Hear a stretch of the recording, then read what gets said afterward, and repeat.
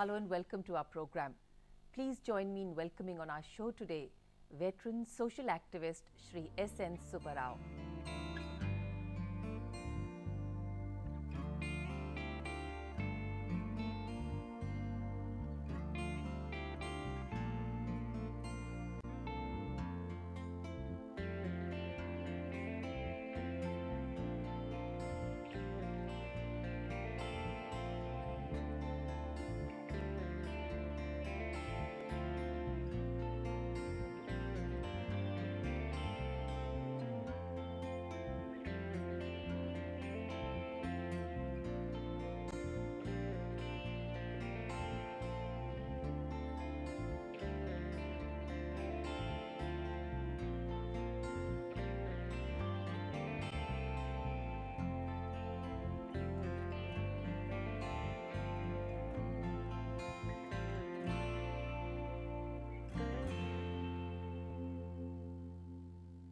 Dr. Subbarao, welcome to the program. नमस्कार, thank you. Sir, हम अपना कार्यक्रम एक विचार से शुरू करते हैं जिसको हम बोलते हैं थॉट फॉर द डे, आज का विचार। Thank you. तो आपसे रिक्वेस्ट करेंगे सर, आज का विचार आप हमारे साथ शेयर करिए। मैं कहूँगा आज का विचार और प्रतिदिन का विचार हो, हम सभी भारत के नागरिक, पुरुष, स्त्री और बच्चे रोज़ाना अपने आप को याद कराते रहे, मैं स्वतंत्र भारत का अथवा स्वतंत्र भारत की एक आदर्श नागरिक हूँ। उस नाते मेरे दिमाग में अच्छे विचार आना चाहिए, मेरे मुंह से अच्छी बात निकलना चाहिए, मेरा हाथ से अच्छा ही काम होना चाहिए। ये अभिमान बने रहे हम सबको, ऐसी आशा करता हूँ। धन्यवाद। आज हमारी कितनी पीढ़ियाँ, हम सब उसमें शामिल हैं, एक स्वतंत्र देश में जी रहे हैं। आपने देश को स्वतंत्रता के पहले भी देखा। क्विट इंडिया मूवमेंट में आप छोटे थे, आपने भाग लिया। आप मात्र 11 से 13 वर्ष के थे जब आपने सोशल एक्टिविज्म शुरू की।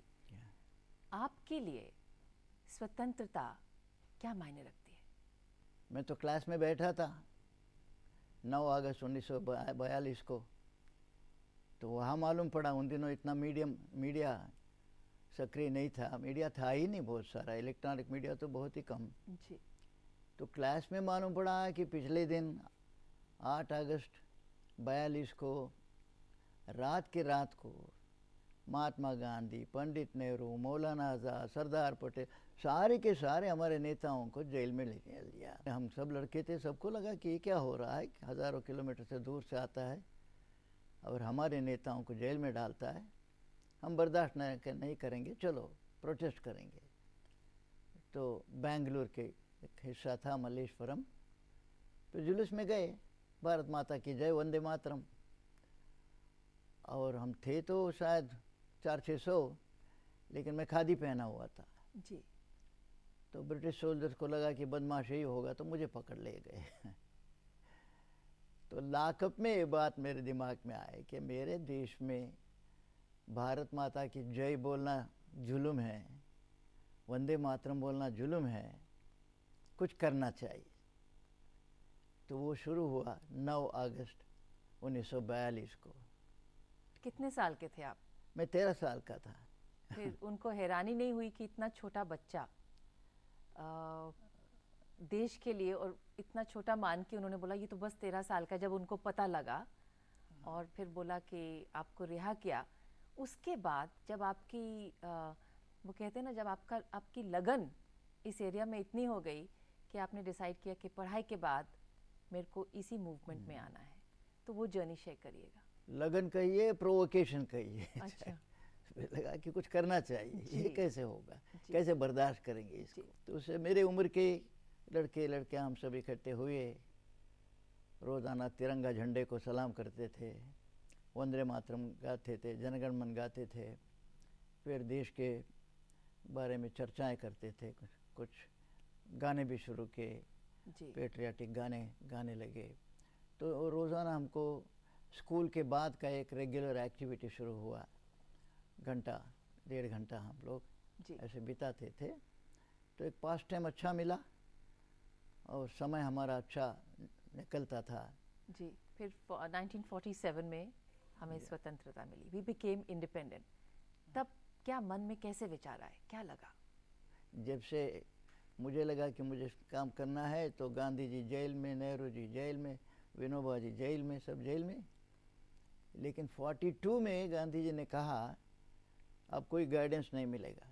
ये 40 में तो इंडिविजुअल सत्याग्रह करते थे, एक एक हमारे विनोबा जी से शुरू हुआ सत्याग्रह करके जेल में जाना जी। लेकिन 42 में गांधी जी ने कहा अब सब अपना नेता बन जाओ, अपने दिमाग से सोचो देश को आज़ाद करने के लिए मुझे क्या करना। तो इसलिए सब लोग अपने अपने सोचने लगे, अपने अपने एक्टिविटीज़ खोजा। तो अब मुझे लगा कि बस हम बच्चों को इकट्ठा करना, धीरे धीरे वो नौजवान होने लगे तो नौजवान को एकत्रित करना जी। और नौजवानों का दिमाग तैयार करना और एटीट्यूड तैयार करना, उनके माइंडसेट बनाना कि देश के प्रति अपना संबंध बनाओ, रिश्ता बनाओ। मैं देश का, देश की हूँ और इस देश को स्वतंत्र बनाना मेरा काम है। तो वो भावना लोगों में भरने का मुख्य काम, उसके लिए गाना भी चलता था, कहानियाँ भी सुनते थे। आप स्टूडेंट पॉलिटिक्स में बहुत एक्टिव रहे। हम कहते हैं कि भिन्न भिन्न जाति, भिन्न भिन्न धर्म होगा लेकिन आप उससे ऊंचा उठो। और उसी तरह भारत जैसे देश में भिन्न भिन्न भाषाएं हैं, कहते हैं इससे ऊंचा उठो, सभी भाषा को अपनाओ, सभी जाति को अपनाओ। उसी तरह आज कहने लगा हूँ अलग अलग पार्टियां हैं, पक्ष हैं, राजनीतिक पक्ष हैं, उससे ऊंचा उठो, सब पक्ष मेरा है बोलो। तो वो दृष्टि इस तरह से विकास हुआ है करके। जी, जब आप एक स्टूडेंट पॉलिटिकल लीडर थे, पॉलिटिक्स में थे और आज भी स्टूडेंट पॉलिटिक्स होती है, कॉलेजेस में होती है, क्या अंतर है? त्याग की पूजा होती थी, दुर्भाग्य से आज त्याग भी कम हो गया है और त्याग का आदर भी होना कम हो गया है। मैं अमेरिकन एम्बेसडर चेस्टर बवेल से मिलने गया एक बार और मेरा बाल सब काला था, तब की बात कह रहा हूँ। तो एम्बेसी में मिला, उनसे मैंने कहा आपकी किताब पढ़ा, अच्छा लगा, इसीलिए आपको बधाई देने आया। और उन्होंने कहा लड़का आया है, कहता कि मेरी किताब पढ़ा, तो उनको अच्छा लगा। फिर मैं बोला आपकी किताब में एक आपने सेंटेंस लिखा है, the root of a leader in India lies not from the mansion to the mud hut, no, on the other hand, not from the log cabin to the White House, but from the mansion to the mud hut. So he was impressed. I had selected one sentence from his book. Right. तो वो बोले मैं राष्ट्रपति भवन में जाकर credential देना था, उससे पहले राजघाट गया, खड़ा हुआ। मेरे देश में आता है विजिटर, वो अब्राहम को, लिंकन को देखता है, इंस्पिरेशन मिलता है कि वहाँ तो झोपड़ी नहीं है तो लॉग कैबिन बोलते हैं, गरीब के मकान में पैदा हुआ और राष्ट्रपति बन गया। तो राजघाट में बैठ खड़े खड़े मेरे दिमाग में बात थी, ये कैसा देश है भारत, अच्छे घर में पैदा हुआ, मोहनदास गांधी दीवान बन सकता था, बाप दीवान थे, अपनी मर्जी से जाकर झोपड़ी में रहने लग गए। तो ये एक अद्भुत देश है कि जहाँ त्याग की पूजा होती है, कहा था। तो मैं सोचता हूँ कहाँ गया वो देश जहाँ वो त्याग की पूजा हो। जब आज़ादी की लड़ाई लड़ी जा रही थी तो एक बहुत इम्पोर्टेंट यूनिफाइंग फैक्टर था कि आज़ादी चाहिए, और वो यूनिफाइंग फैक्टर ऐसा होता है कि बहुत सारे अलग अलग भिन्न भिन्न लोगों को एकत्रित करता है।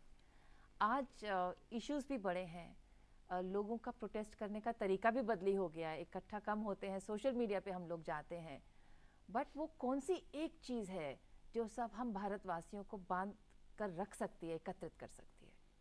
याद आता है मुझे 15 अगस्त 47, उस वक्त तो टेलीविज़न था ही नहीं और रेडियो तो 1000 घर में एक होता था जी। तो एक बेंगलुरु में एक होटल के सामने खड़ा होकर लाउड स्पीकर से सारा क्या क्या हो रहा है सब सुन रहे थे। 5-7 हज़ार लोग हम इकट्ठे थे। 12 बजे सुचेता कृपलानी, हंसा मेहता राष्ट्रीय गीत गाया, बड़ा रोमांच हो रहा था। फिर पंडित जवाहरलाल का वो भाषण हुआ, in the world sleeps India awakes to a new horizon, thrilling every moment was thrilling. और उसके बाद तिरंगा झंडे को मैं छिपा छिपा के रखता था, पुलिस उसको भी ले जाता, मुझे भी ले जाता। लेकिन उस रात को देखा यूनियन जैक, ब्रिटिश फ्लैग नीचे आ रहा है राष्ट्रपति भवन में, वाइसरेगल लॉज में, और तिरंगा झंडा ऊपर जा रहा है। क्या रोमांचकारी अनुभव हो रहा था।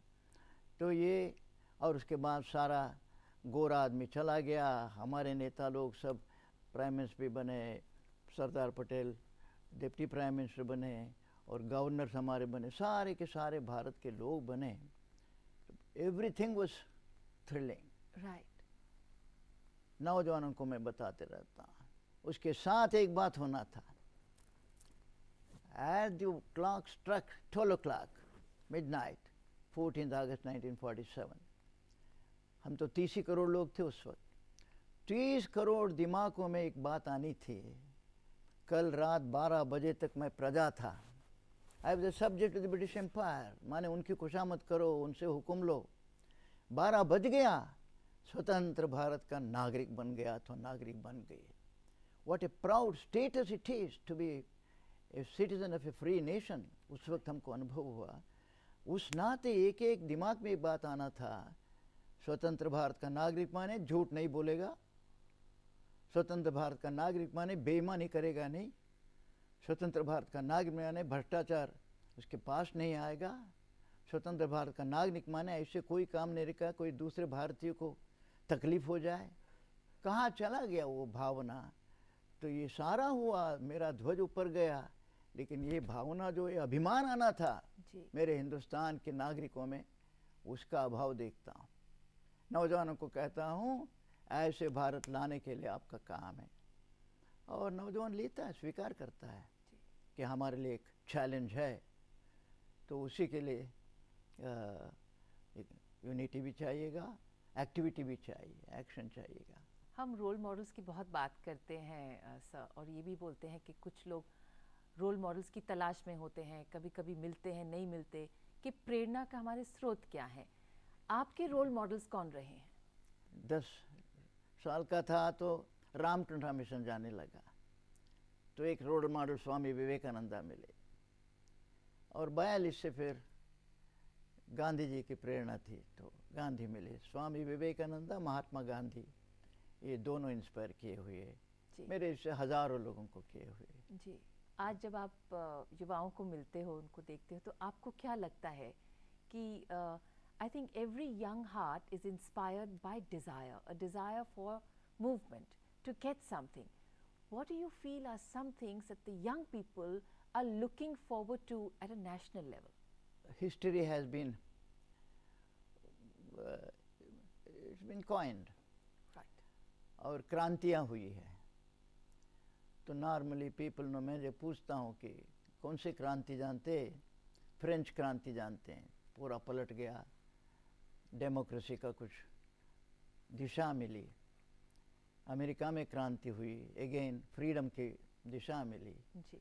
सोवियत रशिया में क्रांति हुई, तो वहाँ पूरा समाज परिवर्तन का एक दृश्य आया, तरह तरह की क्रांति हुई। मैं कहता हूँ कि one revolution is missing normally. एक युवा क्रांति हुई दुनिया में, शुरू हुई पेरिस यूनिवर्सिटी में, और पूरा यूरोप में फैल गया, दुनिया में फैला, भारत में भी थोड़ा बहुत उसका आया है। इन दी 1960s युवा क्रांति हुई है।